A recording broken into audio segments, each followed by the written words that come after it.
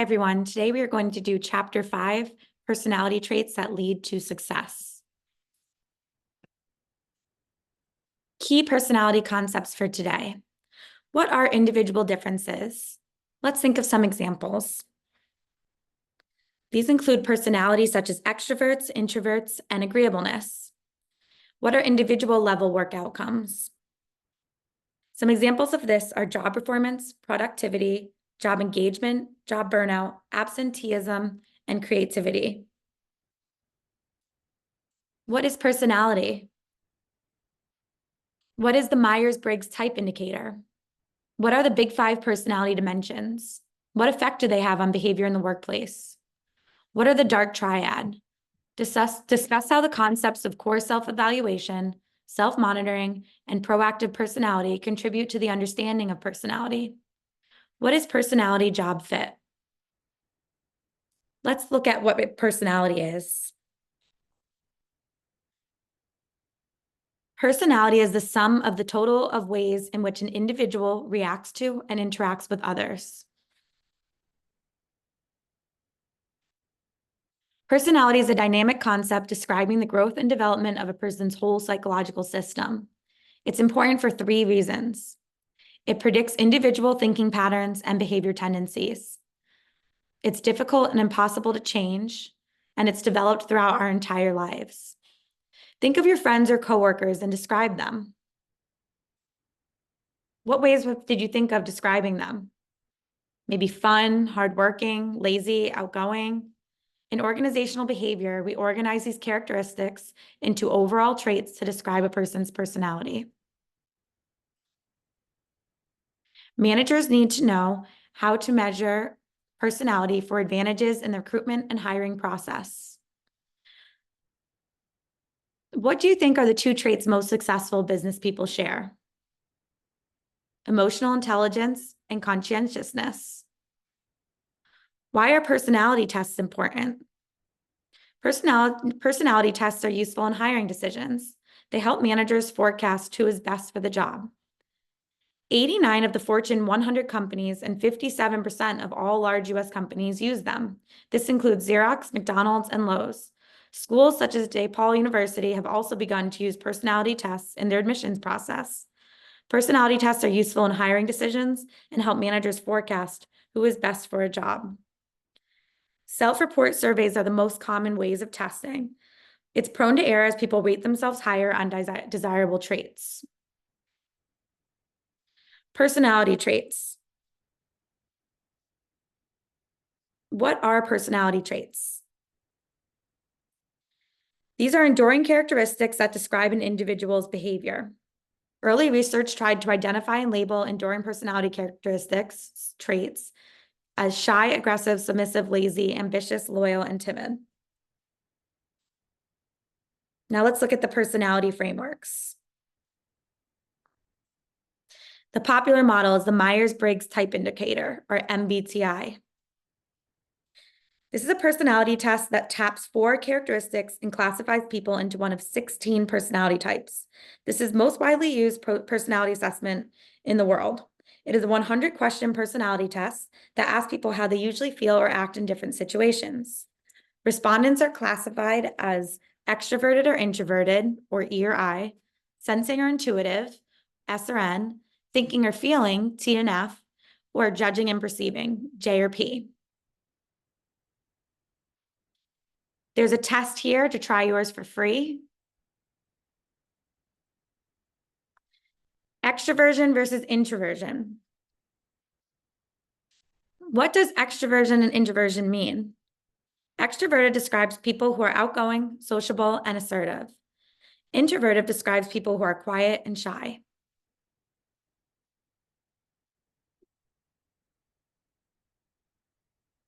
Sensing versus intuitive.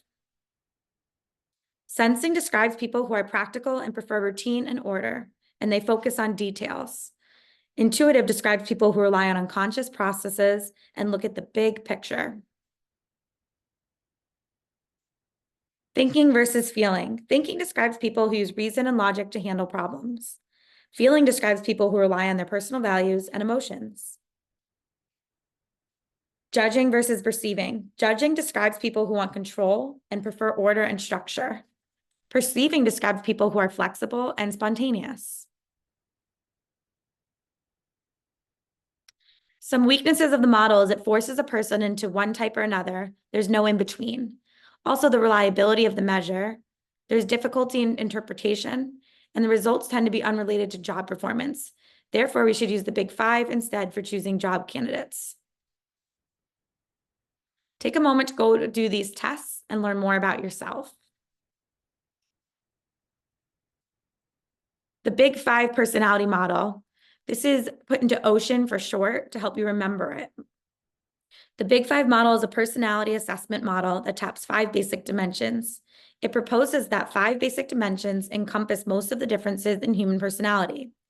Test scores of these traits do a very good job of predicting how people behave in a variety of real-life situations and remain relatively stable for an individual over time, with some daily variations.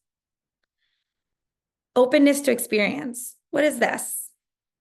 This is a personality dimension that characterizes someone in terms of imagination, sensitivity, and curiosity. You'll find comfort in the familiar.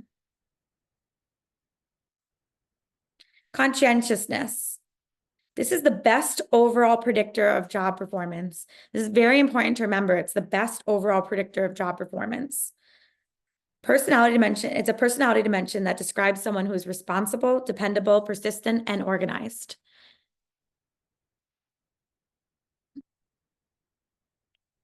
Extroversion. This is a personality dimension that describes someone who's sociable, gregarious, and assertive. They experience more positive emotions than introverts. Agreeableness. This is the dimension that describes someone who's good-natured, cooperative, and trusting. Open people are more likely to be effective leaders and more comfortable with ambiguity. They cope better with organizational change and are more adaptable. And lastly, emotional stability. Personality, this is a personality dimension that characterizes someone as calm, self-confident, and secure versus nervous, depressed, and insecure, negative. Generally, they are happier than low scorers. Of the Big Five traits, emotional stability is most strongly related to life satisfaction and job satisfaction, as well as to reduce burnout and intentions to quit. People with high emotional stability can adapt to unexpected or changing demands in the workplace. Emotional stability can be remembered by its opposite, neuroticism. This helps us do the OCEAN acronym. Why Big Five matters to organizational behavior. Take a moment and look over this slide. Openness leads to increased learning, more creative and more flexible and independent people, and training performance, enhanced leadership, and more adaptable to change. Conscientiousness will lead to greater effort and persistence and higher performance. Extroversion is greater social dominance. They're more emotionally expressive, and that can also lead to higher performance or higher job and life satisfaction. Agreeableness means you're better liked and more compliant and conforming. This also leads to higher performance and lower levels of deviant behavior. Emotional stability is less negative thinking, less anxiety, and this is higher job and life satisfaction and lower stress levels. Remember, emotional stability can be remembered by its opposite, neuroticism, to spell OCEAN when trying to remember these 5 terms. The dark triad. This is a constellation of negative personality traits consisting of Machiavellianism, narcissism, and psychopathy. Machiavellianism is the degree to which an individual is pragmatic, maintains emotional distance, and believes that ends can justify the means. For example, this can be someone that's manipulative or usually not well liked. And an example of this might be 2 employees competing for a promotion. Both are equally qualified. One person might sabotage the other person's materials. Or taking credit for someone else's idea, betrayal, or spreading false rumors. Here's an example of this from a film. The law is reason free from passion. Does anyone know who spoke those immortal words? Yeah. Aristotle.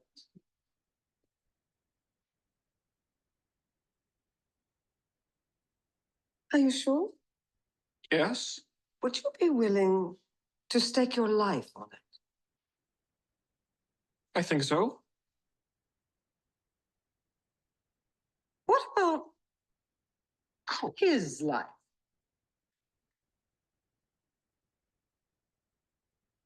I don't know. Well, I recommend knowing before speaking. The law leaves much room for interpretation, but very little for self-doubt. And you were right. It was Aristotle. Now, I assume all of you have read pages 1 through 48 and are now well-versed in subject matter jurisdiction. Who can tell us about Gordon versus Steele? Let's call on someone from the hot zone.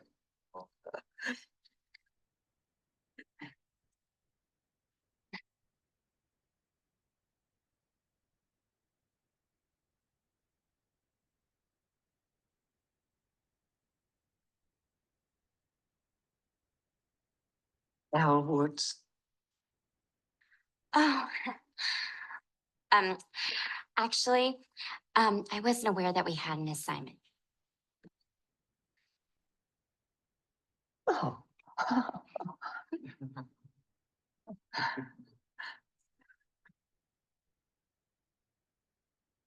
Vivian Kensington, do you think it's acceptable that Ms. Woods is not prepared? No. I don't. Would you support my decision to ask her to leave class and to return only when she is prepared? Absolutely.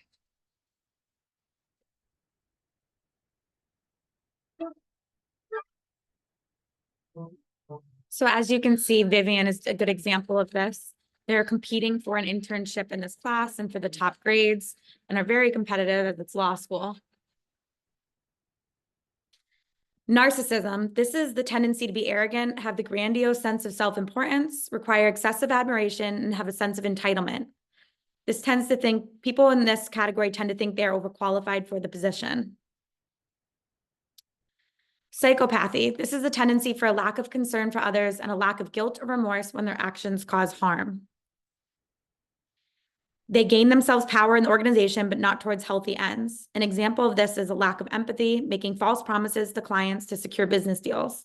You'll see this in this example from Matilda of her father selling cars. Michael, one day all this will be yours. This? See this junker? I paid $100 for her. She's got 120,000 miles on her. Transmission shot, bumpers have fallen off. What do I do with her? I sell her. We really should weld these bumpers on, but that takes time, equipment, money. So we use super glue instead. Go ahead, put it on there. Would it fall off? Definitely Isn't that dangerous? not to me, okay? Transmission. The sawdust quiets the gears and lets the engine run as sweet as a nut for a couple of miles. Daddy, that's cheating. Of course it's cheating. Nobody ever got rich being honest. 20 years ago, we could turn the numbers back by hand. But here, take my hat. But the feds like to test the ingenuity of the American businessman. Two-directional drill. You run it backwards, the numbers go down. Watch your speedometer.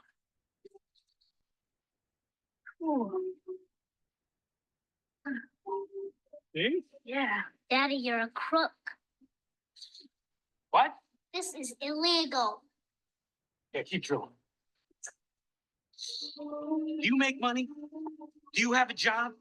No, but don't people need good cars? Can't you sell good cars, Dad?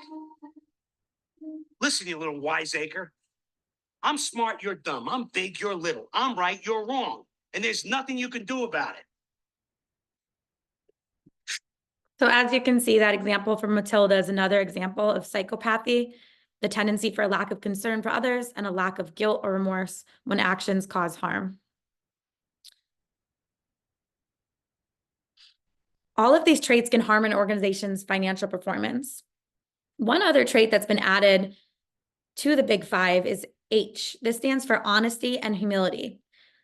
It's now called the Hexaco model. The addition of the age dimension came from cross-cultural studies that suggest that the English-centric early investigators that produced the Big Five essentially missed a dimension that began to emerge with studies conducted in non-European cultures. So for example, Korea.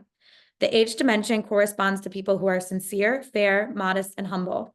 These individuals are not interested in social status, wealth, or money. Key terms to know. Core self-evaluation. These are bottom line conclusions individuals have about their capabilities, competence, and worth as a person. People with positive core self-evaluations perform better than others because they set more ambitious goals, are more committed to their goals, and persist longer in attempting to reach their goals. People who have high CSEs provide better customer service, are more popular coworkers, and may have careers that begin on better footing and ascend more rapidly over time. Self-monitoring. This is a personality trait that measures an individual's ability to adjust his or her behavior to external situational factors. High self-monitor employees show less commitment to their organizations, but receive better performance ratings and are more likely to emerge as leaders. High self-monitor managers tend to be more mobile in their careers, receive more promotions, both internal and cross-organizational, and are more likely to occupy central positions in the organization. However, self-monitoring can be considered a mixed blessing. Despite the aforementioned positive benefits, self-monitors may be seen as inauthentic, self-serving, or unprincipled. And then lastly, proactive personality. This is people who identify opportunities, show initiative, take action, and persevere until meaningful changes occur. Higher levels of job performance and creativity and do not need much oversight. They're given autonomy as a result. They tend to be satisfied with their jobs, committed to the organization, and engaged in their work. Proactive individuals often achieve career success, although they are also more likely to be envied by their coworkers and prone to social undermining or the withholding of help from coworkers. Values. These are basic convictions that a specific mode of conduct or end state of existence is personally or socially preferable to an opposite conduct or end state of existence. The text uses Wells Fargo as an example. Think about what happened. Wells Fargo values what's right for customers and states that they place customers at the center of everything that they do. They want to exceed customer expectations and build relationships that last a lifetime. However, sometimes the values or behaviors of the people who make up organizations do not match the values that the employees use. In this example with Wells Fargo, the employees values what's right for the customer, open millions of fake accounts. They move money into these accounts and sign customers up for online banking without their consent to meet sales goals, opening the company up to legal troubles. Consider this situation. Suppose you enter an organization with the view that allocating pay based on performance is right, while allocating pay based on seniority is wrong. How will you react if you find the organization that you have just joined rewards seniority and not performance? You're likely to be disappointed. This can lead to job dissatisfaction and a decision not to exert a high level of effort because it's probably not going to lead to more money anyway. Would your attitudes and behavior be different if your values align with the organization's pay policies? Most likely. A value system is a hierarchy based on ranking of an individual's values in terms of their intensity. Terminal versus instrumental values. Terminal values are desirable end states of existence, the goals a person would like to achieve during his or her lifetime. What are some examples of this? Some examples of terminal values are prosperity, economic success, freedom, health, well-being, world peace, and meaning in life. These are long-term goals. Instrumental values. These are preferable modes of behavior or means of achieving one's terminal values. So some examples of this: autonomy, self-reliance, personal discipline, kindness, and goal orientation. Modern criticism of millennials have been proven wrong. Although there is little validity to generational differences, nevertheless, these differences are still perpetuated as stereotypes that are often applied in the workplace. Personality job fit theory. What is it? It's a theory that identifies 6 personality types and proposes that the fit between personality type and occupational environment determines satisfaction and turnover. People high on extroversion fit well with aggressive and team-oriented cultures.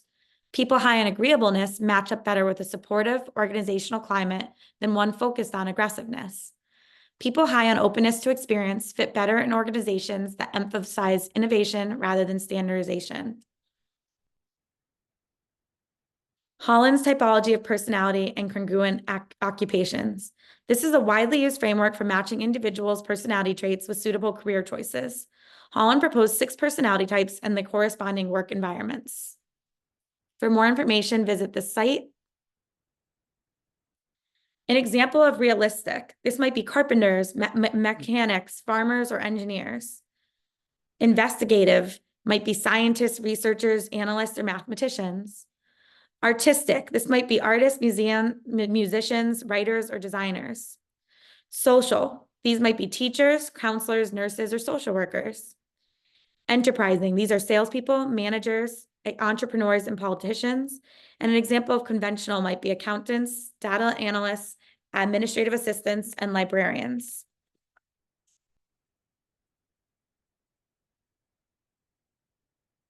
Please take a moment and go over this slide.